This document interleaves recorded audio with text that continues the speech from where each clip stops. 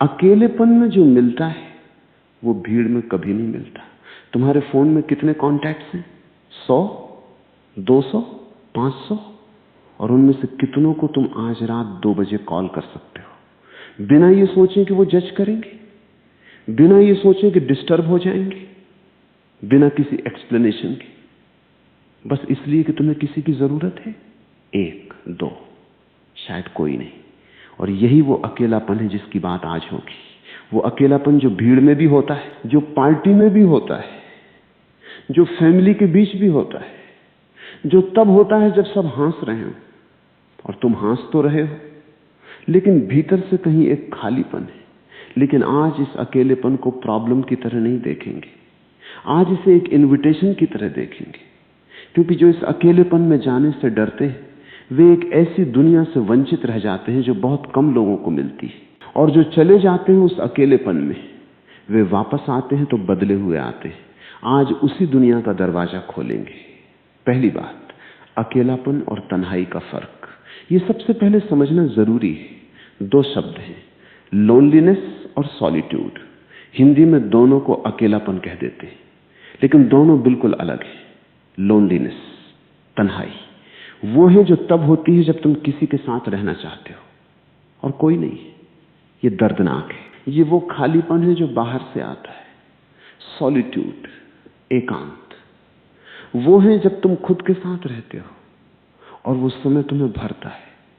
ये शक्तिदायक है। ये वो भरापन है जो भीतर से आता है। दुनिया ने हमें लोनलीनेस से बचना सिखाया और वो सही है, लेकिन दुनिया ने हमें सॉलिट्यूड से भी डरना सिखाया और ये गलत है।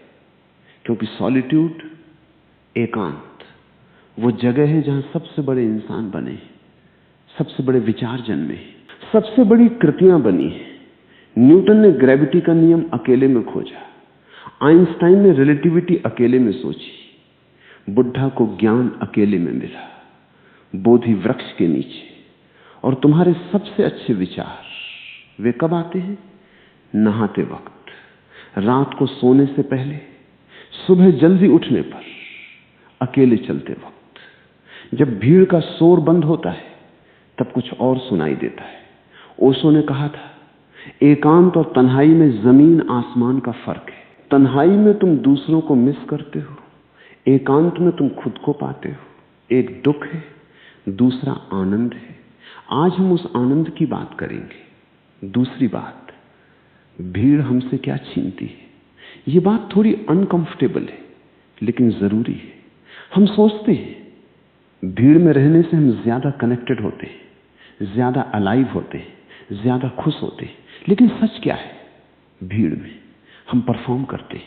हम वो नहीं होते जो हम हैं, हम वो होते हैं जो हम दिखना चाहते हैं। सोचो, जब तुम किसी ग्रुप में होते हो, क्या तुम वही बोलते हो जो सच में सोच रहे हो, या तुम देखते हो कि दूसरे क्या सोच रहे हैं और उसी के हिसाब से बोलते हो? जब तुम किसी पार्टी में होते हो, क्या तुम सच में एंजॉय कर रहे होते हो, या तुम ये सुनिश्चित कर रहे होते हो कि तुम एंजॉय करते हुए दिखो? ये परफॉर्मेंस, ये एग्जॉस्टिंग है। और इस एग्जॉस्शन को हम नोटिस नहीं करते क्योंकि हम हमेशा इसी में रहते हैं। भीड़ हमसे 3 चीजें छीनती है।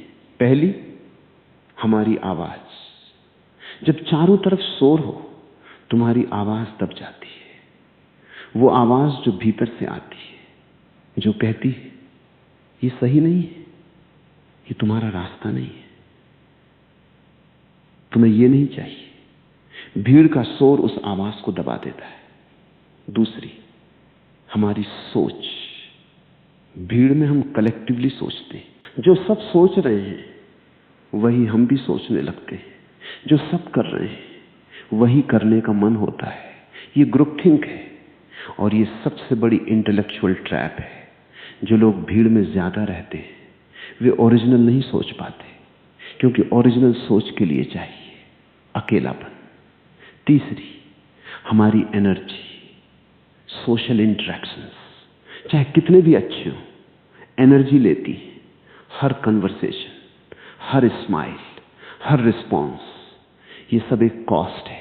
और जब ये कॉस्ट बहुत ज्यादा हो जाती है हम एम्प्टी फील करते हैं, थके हुए, खाली, इंट्रोवर्ट हो या एक्सट्रोवर्ट, हर इंसान को रिचार्ज करने के लिए अकेले समय की जरूरत होती है, और जो ये नहीं लेते वे हमेशा खाली रहते हैं।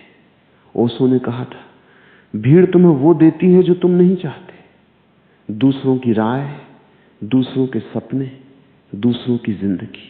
एकांत तुम्हें वो देता है जो तुम चाहते हो, खुद की राय, खुद के सपने, खुद की जिंदगी। तीसरी बात, अकेलेपन में जो मिलता है एक एक करके, ये सबसे इंपॉर्टेंट हिस्सा है। पहली चीज, खुद की आवाज। जब बाहर का शोर बंद होता है, भीतर कुछ बोलने लगता है, वो आवाज जो तुम्हें बताती है ये काम तुम्हारे लिए है, ये रिश्ता तुम्हें खाली कर रहा है, तुम जो चाहते हो वो ये नहीं है। ये आवाज हमेशा से थी, लेकिन शोर में दब गई थी। अकेलेपन में वो वापस आती है, और ये आवाज, ये किसी की एडवाइस से ज्यादा सच होती है, किसी की राय से ज्यादा एक्यूरेट होती है, क्योंकि ये तुम्हारी है, सिर्फ तुम्हारी। ब्लेज पास्कल, एक फ्रेंच मैथमेटिशियन और फिलोसोफर, उन्होंने 400 साल पहले कहा था, इंसान की सारी प्रॉब्लम्स इसलिए हैं क्योंकि वो अकेले एक कमरे में चुपचाप नहीं बैठ सकता। ये सुनने में अजीब लगता है, लेकिन सोचो, हम कितने काम इसलिए करते हैं ताकि अकेले न रहना पड़े। फोन स्क्रॉलिंग, नेटफ्लिक्स, बेकार कन्वर्सेशंस, बाहर जाना जब मन नहीं होता, ये सब उस आवाज से भागना है। क्योंकि जब वो आवाज सुनाई देती है, वो अनकंफर्टेबल सच बताती है, और अनकंफर्टेबल सच से हम डरते हैं।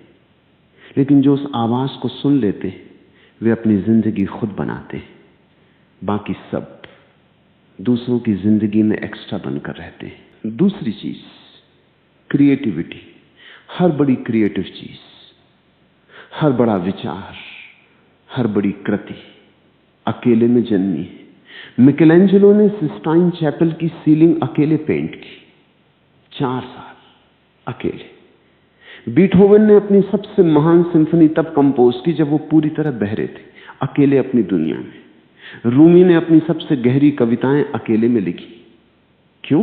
क्योंकि क्रिएटिविटी को स्पेस चाहिए, और स्पेस भीड़ में नहीं मिलती। जब दिमाग को बाहरी इनपुट नहीं मिलता, वो भीतर जाता है, और भीतर वो कनेक्शंस बनाता है जो बाहर नहीं बनते। वो आइडियाज ढूंढता है जो शोर में दब जाते। तुम्हारे भीतर भी कुछ है, कोई आइडिया, कोई विजन, कोई ऐसी बात जो सिर्फ तुम सोच सकते हो, लेकिन वो तब तक नहीं आएगी जब तक तुम उसे स्पेस नहीं दोगे। अकेलापन वो स्पेस है। तीसरी चीज, खुद से रिश्ता। ये सबसे अंडररेटेड और सबसे जरूरी चीज है। तुम्हारी जिंदगी में सबसे लंबा रिश्ता किसके साथ है? माँ बाप, जीवन साथी, दोस्त नहीं, खुद के साथ। तुम अपने साथ 24 घंटे हो, हर दिन, हर पल। जब सब चले जाते हैं, तुम वही हो। और इस सबसे लंबे रिश्ते पर हम सबसे कम ध्यान देते हैं। हम दूसरों के साथ टाइम स्पेंड करते हैं, उन्हें जानने की कोशिश करते हैं, उनकी जरूरतें समझते हैं, लेकिन खुद के साथ, खुद को जानने की कोशिश कब करते हो? खुद की जरूरतें कब समझते हो? खुद के साथ क्वालिटी टाइम कब बिताते हो? अकेलेपन में। यह होता है जब तुम अकेले होते हो, तुम देखते हो कि तुम्हें क्या अच्छा लगता है, क्या बुरा लगता है, किस चीज से तुम्हें एनर्जी मिलती है, किस चीज से ड्रेन होते हो, तुम्हारे असली सपने क्या हैं, नवे जो दुनिया के लिए है। ये सेल्फ नॉलेज, ये किसी बाहरी चीज से नहीं मिलती। ओशो ने कहा था, जो खुद को नहीं जानता वो दूसरों को जानने का दावा करता है, और ये सबसे बड़ा भ्रम है। पहले खुद को जानो। जब खुद को जान लोगे, दूसरे भी दिखने लगेंगे जैसे वे हैं। चौथी चीज, गहराई। भीड़ में बातें होती हैं सरफेस पर, मौसम, खाना, क्रिकेट, गॉसिप, कौन कहां गया, कौन क्या कर रहा है। ये कन्वर्सेशंस प्लेजेंट हैं, लेकिन ये तुम्हें भरती नहीं। अकेलेपन में तुम उन सवालों से मिलते हो जो असली हैं। मैं क्यों हूं? मुझे क्या चाहिए, मेरी जिंदगी का मतलब क्या है, मैं क्या छोड़ना चाहता हूं, मैं क्या पाना चाहता हूं। ये सवाल अनकंफर्टेबल है, लेकिन यही वे सवाल हैं जिनके जवाब जिंदगी बनाते हैं। और ये जवाब ये किसी और के पास नहीं है, ये तुम्हारे भीतर है, अकेलेपन में मिलते हैं। पांचवी चीज, शांति। ये वो शांति नहीं जो तब होती है जब सब ठीक हो, ये वो शांति है जो तब भी होती है जब सब ठीक ना हो। वो शांति जो भीतर की होती है, जो परिस्थितियों पर डिपेंड नहीं करती। ये शांति भीड़ में नहीं मिलती, किसी इंसान से नहीं मिलती, किसी चीज से नहीं मिलती, ये सिर्फ खुद के साथ होने से मिलती है। जब तुम अकेले बैठते हो, कोई डिस्ट्रैक्शन नहीं, कोई शोर नहीं, कोई नोटिफिकेशन नहीं, और सिर्फ होते हो। उस होने में एक शांति है, वो शांति जिसे लोग दुनिया भर में ढूंढते हैं, महंगे रिजॉर्ट्स में, स्पिरिचुअल रिट्रीट्स में, थेरेपी में। वो यही है तुम्हारे भीतर। बस उस तक पहुंचने का रास्ता अकेलेपन से होकर जाता है। चौथी बात, हम अकेलेपन से क्यों डरते हैं? ये साइकोलॉजी है और इसे समझना जरूरी है। हम अकेलेपन से इसलिए नहीं डरते कि ये पेनफुल है, हम अकेलेपन से इसलिए डरते हैं क्योंकि अकेले में हमें खुद से मिलना पड़ता है, और खुद से मिलना स्कैरी है, क्योंकि खुद से मिलने पर वो सब सामने आता है जो हम दबाते हैं, वो अफसोस जो हम इग्नोर करते हैं, वो डर जो हम छुपाते हैं, वो सच जो हम नहीं देखना चाहते। इसीलिए हम हमेशा बिजी रहते हैं, काम, social media, Netflix, parties, shopping, ये सब कॉन्शियसली या अनकॉन्शियसली अकेलेपन से भागने के तरीके हैं। लेकिन सोचो, अगर तुम किसी इंसान से मिलने से डरते हो, क्या तुम उसे कभी जान पाओगे? क्या तुम उसके साथ कभी कंफर्टेबल हो पाओगे? नहीं। तो खुद के साथ भी जब तक तुम उससे मिलोगे नहीं, तुम खुद को कभी नहीं जान पाओगे। और जो खुद को नहीं जानता, वो हमेशा दूसरों के हिसाब से जीता है। दूसरों की उम्मीदें, दूसरों के सपने, दूसरों की जिंदगी, और अपनी वो कहीं दब जाती है। ओशो ने कहा था, जो इंसान खुद के साथ कंफर्टेबल नहीं है, वो कभी किसी और के साथ भी कंफर्टेबल नहीं हो सकता। तुम जो हो, अगर वो तुम्हें ही स्वीकार नहीं, तो दूसरों से एक्सेप्टेंस कैसे मिलेगी? पहले खुद के साथ बैठो, खुद को एक्सेप्ट करो, खुद को जानो, तब बाकी सब आसान हो जाता है। पांचवी बात, अकेलापन और लोनलीनेस का इलाज। ये प्रैक्टिकल बात है। बहुत लोग अकेलेपन से इसलिए डरते हैं क्योंकि उन्हें लोनलीनेस, तन्हाई का डर है, और ये डर रियल है। लोनलीनेस जब कोई नहीं होता, ये पेनफुल है, ये मेंटली और फिजिकली नुकसानदायक है। लेकिन इसका इलाज और ज्यादा लोगों को ढूंढना नहीं, इसका इलाज है खुद के साथ कंफर्टेबल होना। जो इंसान खुद के साथ कंफर्टेबल है, वो कभी लोनली नहीं होता, क्योंकि उसे किसी की जरूरत वैलिडेशन के लिए नहीं है, किसी की जरूरत खालीपन भरने के लिए नहीं है। वो लोगों को चूज करता है, जरूरत से नहीं, प्रेम से। और यही सबसे हेल्दी रिलेशनशिप्स बनाता है। जो तुम्हें जरूरत से प्यार करता है, वो तुम्हें पोजेस करना चाहता है। जो तुम्हें प्रेम से चाहता है, वो तुम्हें फ्री रखना चाहता है। ये फर्क ये तब आता है जब तुम पहले खुद के साथ कंफर्टेबल हो जाते हो। छठी बात, अकेलेपन को प्रैक्टिस कैसे करें? ये सबसे प्रैक्टिकल हिस्सा। पहला, रोज कुछ देर बिना फोन के रहो। ये सबसे मुश्किल है और सबसे जरूरी भी। सुबह उठकर पहले आधा घंटा फोन मत छुओ, बस बैठो, चाय पियो, खिड़की से बाहर देखो, कुछ मत करो। शुरू में बेचैनी होगी, मन करेगा फोन उठाओ। ये बेचैनी, यही वो विड्रॉल है जो बताता है कि तुम एडिक्शन में थे। उस बेचैनी में रहो, वो गुजर जाएगी, और उसके बाद एक अलग तरह की शांति आएगी। दूसरा, अकेले कुछ करो जो तुम्हें अच्छा लगता है।